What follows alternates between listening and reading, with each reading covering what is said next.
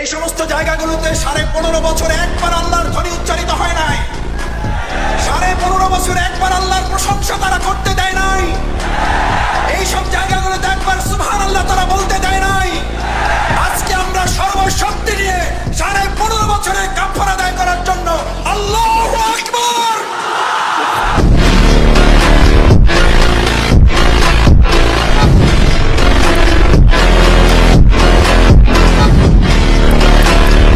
এই সমস্ত জায়গাগুলোতে 15.5 বছর একবার আল্লাহর ধ্বনি উচ্চারিত হয় নাই।